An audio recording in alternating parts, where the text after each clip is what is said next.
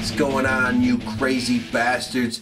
You're back here with Rob Kimball on the Sons of Wrestling for a WWE Raw review. We start off the show with Triple H coming down to the ring, bitching about social media, talking about how, you know, he's unhappy with who was the victor at Battleground. Maybe he should go out and start tweeting and Vines and Instagram about shit that he doesn't like, which a lot of fans do. I have done myself. So, and he says that maybe I should start a tweet that says, I'm gonna riot if this or that, you know, basically. So, funny how he used things that are being used today by the fans. So that was pretty cool. I liked how he interjected that. And then, well, he does promise us, you know what, I'm just going to sit back, relax, because at SummerSlam, John Cena, he's guaranteed to lose. He's not going to be WWE World Heavyweight Champion. And, well, who's going to be this guy that will have the match against John Cena? Randy Orton's music hits, he comes down, and he wants his rematch. It's been 4 months or so, and he still hasn't got his rematch. And then Kane's music hits. He comes down, he's sick of babysitting Randy Orton, and then Reigns' music hits, and the crowd goes crazy. Roman Reigns says, you know what, nobody wants to see Kane versus John Cena. And nobody wants to see John Cena versus Randy Orton again. Because that's happened how many times, guys? A lot. So he goes, I think they want to see John Cena versus Roman Reigns. Crowd goes crazy, erupts. Sounds like the deal. And, well, Triple H wasn't feeling all of that. And anyway, you get Roman Reigns comes in.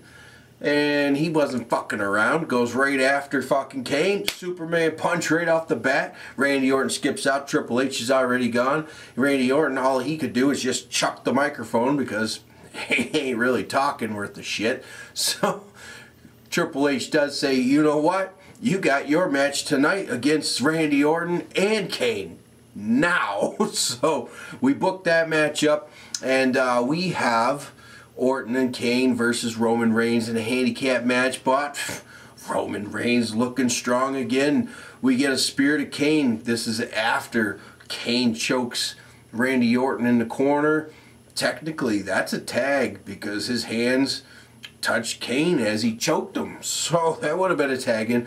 Either way, Superman punch while he's choking out Randy Orton, and this turns into a spear because Randy Orton refuses to tag in to Kane. 1, 2, 3 victory. Roman Reigns stands tall. Randy Orton walks away, and well, he gets baited in, but Randy Orton doesn't accept it. He comes close, but no. Then we have Nikki Bella versus Alicia Fox, Cameron, Rosa Mendez, and Eva Marie. And this is because of, obviously, Brie Bella quitting. And, well, Brie Bella's in the crowd. She is a ticket holder. She purchased a ticket as a fan. She's watching front row, and Nikki comes down and gives her a hug. Stephanie McMahon notices this. She comes out, calls her a quitter, addresses the situation, calls her Nikki, actually, and she's talking to Nikki, actually, aka Brie Bella, in the crowd. So she comes over. This leads into exchange of Brie calling her a bitch, and everything's in spite of this and that, and you know, well, Stephanie McMahon slaps the shit out of her real good in the crowd, and then ejects her from the arena. So later on, we'll see what develops from that. And we end up having a match with Bo Dallas and Damien Sandow. Damien Sandow dressed up like LeBron James because we're in Miami with an X across the Miami and a Cleveland because he's gone back. And, well, Damien Sandow actually looked to have some good offense in here, and he looked to maybe almost pick up the victory, but it turned into a running bulldog for a bow leave. And that's that. Jericho was attacked backstage. We didn't get to see it, not at all, unless you were on your phone with the app. And, well, anyway, the Wyatts attacked him, took him out. Bray Wyatt was in the locker room, Sister Abigail, and, well, so this ends the highlight reel for Jericho. But we get the Wyatts instead, and Bray Wyatt cuts a killer promo, the usual good stuff. And it was odd because the crowd is 50-50-ish, like boos and stuff. Is it because they just really like Jericho, or now they're just getting a little stale on Bray Wyatt? The match with John Cena did not do nothing for Bray Wyatt besides take him down 3 notches when he was on fire. So that didn't work out, and well, either way, he's still doing his thing, and I like what he's doing, so good for him. We have a match with Miz and Ziggler after the bullshit shenanigans in the Battle Royal for the IC Championship. And this ends up being an okay match for all the Miz fuck-ups. I know you guys noticed, so don't you dare say Miz is, you know, he needs to go back to the Performance Center and put in a little more work. A lot more work, sorry. And even Dolph Ziggler couldn't make him look good here. So we do get a Dolph Ziggler victory here. Awesome, awesome, awesome. Maybe there is a little hope for Dolph Ziggler to bounce back from this humongous slump that he's had of just being shit on. So, and like I said, Miz is, he's still rocking the figure 4 too, I noticed. It looked a little bit better, but yeah. Zigzag for the win here. This is awesome chance during the match, and yeah, it was really good. When Ziggler started running the show, it was awesome. So really cool. And we're backstage, and Triple H is telling Rollins, you know what? You really don't need to fucking have a match against Cena at SummerSlam. He's like pushing it back. He goes, anytime, like, you know, he's got a plan. Anytime down the road, you got a guarantee pretty much. So then you have Cesaro walk in on this, and he says, you know what? I'm no longer a Paul Heyman guy. I would like to be an authority kind of guy. So Triple H accepts it. He's like, you know what? We have a problem. It's Dean Ambrose. If you could take care of that tonight, you just might be able to come in. So Cesaro is like, okay. And he bounces out of there. Next up, we have AJ and Paige, the frenemies, versus Emma and Talia. Emma's back. Holy shit, she had a little hug from Flo Rida. Wonder if she picked his pocket. Just joking, guys. Who gives a shit? Anyway, we end up with a sharpshooter to Paige, but she ends up hitting that rope, or the tag here, and Natty didn't notice the tag to AJ Lee. Tugs Paige back in. Well, this turns into a Shining Wizard and then into the Black Widow for AJ to pick up the victory over Natalya here. And, well, we get the frenemies, happy as shit, and, well, AJ Lee goes to leave. Paige grabs her by the back of the hair and slams her down, and we get the Paige snap. And that happened really good. She beats the shit out of AJ Lee, and she tells her, this is my house, and I told you that. It's my house. So she goes skipping off, AJ Lee style, up the ramp, and Paige is looking pretty strong here, pretty cool. It looks like AJ Lee is face, and now Paige is heel. And that's fine with me.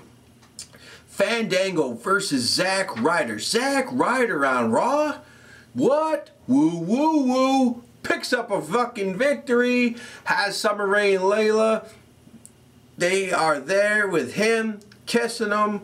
And, well, it was Fandango actually didn't really technically lose, because while he was down off the fucking Rough Rider, pops his leg up onto the bottom rope. But Layla comes over, shoves his leg off the rope. The ref never seen anything. And Zack Ryder picked up the victory on Raw. Zack Ryder wins. Holy shit, YouTube sensation Zack Ryder is back. Maybe. You never know. So guys, what did you think of Zack Ryder picking up a victory? I did dig his YouTube gig, and I dug Zack Ryder 3 years ago. It was awesome. So 2 years ago, whatever it was. Will he get some kind of resurgence here? Will he become the guy that he was once? Who knows? Maybe, maybe not. Hopefully, you know, he does something. It would be cool. And then we move on to backstage segment, Flow Rider. And Heath Slater comes up to him and says, "You know who I am?" I know. "You put your hands on me at WrestleMania 28. Well, he goes to repay it, looking like an idiot, gives him a little tappy, and Flow Rider pushes him down, and he just lays there like a little bitch. I don't know. Flow Rider kicked his fucking ass. Heath Slater, Jesus. And you motherfucker pushed Cesaro out of the Battle Royal. You should be fired." So, yeah, whatever. Stephanie McMahon now, holy shit, arrested. Fucking arrested for battery. And then resisting arrest. That's what she gets for slapping a fan in the crowd. Brie Bella, slap the shit. You don't go and hit your fans. And so she gets arrested. Triple H is pissed off, and he's telling the guys, you're like, really? This is a career changer. They still take her ass off, and he's ready to haul ass. He's ready to go, and well, he's given some information. You know, you gotta stay and tell us who's going to be the #1 contender against John Cena at SummerSlam, and or who's going to take that on. And well, he's like, well, he starts debating. Well, she's got to be processed, and you know that's going to take some time. So he says, as soon as this is done, then I'll go. So Triple H makes up his mind to stay behind and tell the people who he has booked for John Cena at SummerSlam. Then we move on to Ryback versus Big E and Kofi. And holy shit, Ryback picking up a goddamn win here. Ryback rolling up Kofi for the pin here. And looking like a tag team again, like putting things together. And Xavier Woods comes out in a white suit and saying that, you know, he's recruiting these guys into whatever the fuck clique he's trying to do. And he says it's no more time to just give in. They need to take whatever the fuck they want. Looks like they're turning it into this crazy heel faction. And Ron Simmons be like, damn! So, who knows what's going on? Jesus Christ. Then we have Rusev versus Khali. Khali starts getting the chops in here, but, you know, thinking maybe with all the, you know, the backlash from the shit from last night at Battleground that Lana caused. But I was thinking maybe Khali's going to be the first guy to beat Rusev. Didn't turn out that way, but he did look strong in the beginning and turns into the Accolade, aka Camel Clutch tap out victory. Then we have Dean Ambrose versus Cesaro. And like Cesaro said, he'll take care of it, no problem. And, well, really, Cesaro's controlling this whole entire match.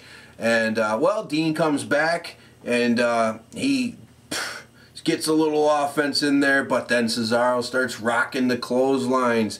And, well, then we get Dean Ambrose. He's coming back heavy, attacking Cesaro's shoulder just multiple times into the fucking the turnbuckle post. They're just nailing him. And then he goes outside of the ring, grabs a chair, cracks it over Cesaro's shoulder, DQ. He doesn't care. He's throwing chairs everywhere. Boy, Ambrose is ready to rock. He doesn't give a shit. And, well, Cesaro backpedals on out of there. He's done. So that didn't work out. So Triple H makes Randy Orton a #1 contender at SummerSlam. Well, Reigns comes down. He doesn't like this. Attacking the shit out of Randy Orton here. And, well, these guys are backstage now. Gone. Triple H standing in the middle of the ring. Well, what the fuck? Who do I got for John Cena? Paul Heyman comes out. As he said, he has Plan C. And that is the one. In 21. Fuck Brock Lesnar. Brock Lesnar comes out. We got the music. We got some excitement here. And then Paul Heyman comes down and he says to Triple H, really, I know it's a dangerous decision, this and that, but, you know, Brock Lesnar's the guy. We get handshakes from Paul Heyman and Triple H. It's agreed upon. Brock Lesnar versus John Cena, which we all knew about a month ago. But it will be awesome. So, really cool shit. Paul Heyman cuts a fucking awesome promo going on and on about the whole let's go Cena sucks chance. You know, that was pretty cool, like how he acknowledged that. And then, really, Paul Heyman hit it out of the park. Just killed it.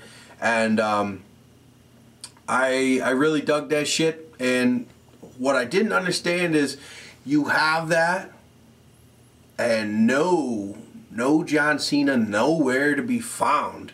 You just won at Battleground and you don't show up at the Raw after. I understand that he had something to do in New York, they're in Miami. But something, it would have been really nice for a John Cena, Brock Lesnar, face-to-face. We only got 3 more Raws until SummerSlam. So, I mean, from what I hear, you're only going to have John Cena for 2 of the Raws before SummerSlam. So, I mean, I'm sure they'll put it together pretty decent, but every single fucking Raw, he should be there, face to face with Brock Lesnar, with everyone on the edge of their seats, ready to buy the pay-per-view. And that's just the way it's supposed to be. Ready to tune into the next Raw. What are they going to do next? 4 fucking Raws is not much. So you would think you would build every single one. Yes, Brock Lesnar on this was pretty big to know what's going to happen, but man, face-to-face, some exchange of words or something would have been awesome. But that's just my opinion, and if you want to continue to follow my opinion, it's at Rob Kimball Brand on Twitter. And you want some cool wrestling shirts that they do not make out there. It's all shit from my creative mind. Sonsofwrestling.com in the description below. Just click on t-shirts, you're good to go. Or there's another link down there for directly to my store. Thank you for all the support. Awesome shit. Thank you for commenting, giving me thumbs ups. That's all cool shit. I really like to, you know, converse with you guys in this forum here. It's really, really cool. Fun stuff. Keeps me occupied. And, well, I'm already busy as hell with everything else. But wrestling is what I'm here for. So, I will catch you guys next time. Peace.